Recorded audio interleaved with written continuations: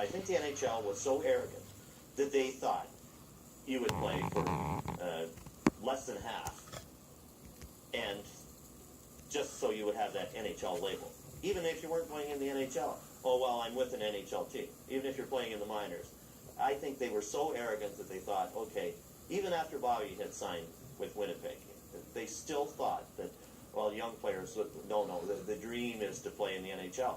And growing up, that was my dream. There was no WHA. My dream was to play in the NHL. But the WHA came along, and they had good players. The period ends. The score is still Cleveland nothing, New England nothing. Soon after the signing of Bobby Hull, other stars followed suit. I had this friend, he called me in Montreal. He said, Jerry, I got a call from the person. The guy's name was Steve Arnold, as a matter of fact. He was collecting players for the WHA. He said, because the Whalers, the New England Whalers, or were the Boston Whalers or New England Whalers at the time, they had my rights. They drafted me. And they weren't going to mess around with any ruined players as a diplomacy procedure. So they traded my rights to Cleveland. And he said, Cleveland would like to talk to you, right? And I don't mind talking about figures. I was making $50,000 at the time, coming off a second Stanley Cup. I only lost 4 games that whole year. And I said, you know what? You can get some flights, we'll go visit in Cleveland, have some fun. I'd never been to Cleveland before, and I didn't know if you could have fun in Cleveland. So we went on a Friday. We met a wonderful man, Nick Maletti, who owned the team, right?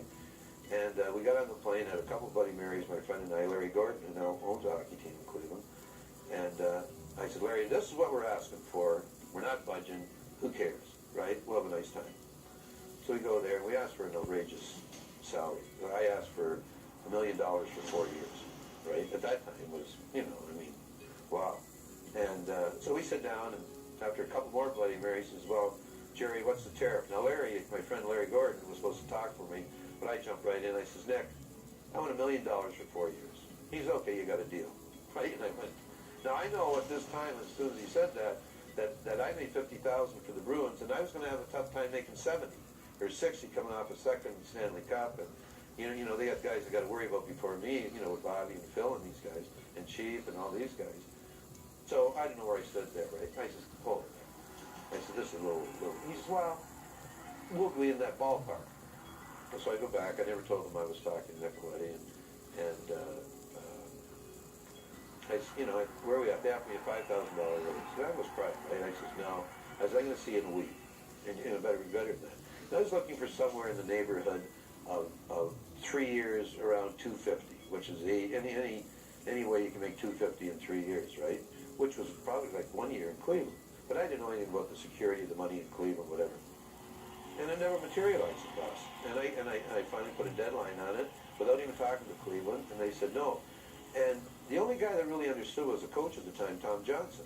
Tom and I were sort of friends away from hockey through horse racing and that, and we met a couple times. He says, I'm here to match the offer that Cleveland's making you. That this will be 11th hour thing. And I says, well, Tommy, this is what they're giving me. He went, holy smokes. He said, they need a coach? And I said, I don't think they're going to pay that for a coach. But he said, well, good luck. He understood.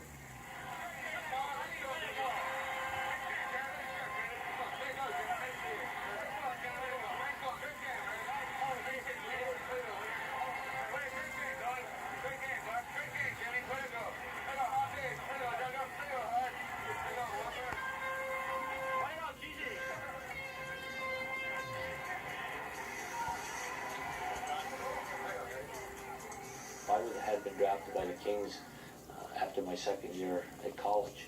And I was a late draft, and I stayed in school for my junior year, my senior year. When I graduated, I went down to Fort Worth, which was the farm team of the Kings at the time.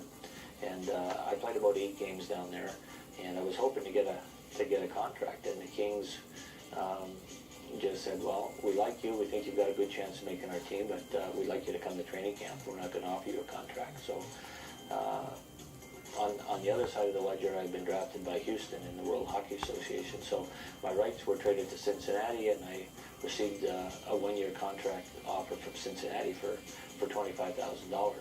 And that that forced the Kings then to offer me a contract. So I ended up going to training camp my first year with a contract. It was a two-way deal. It wasn't big money, but at least guaranteed I was going to get a great opportunity to make the team.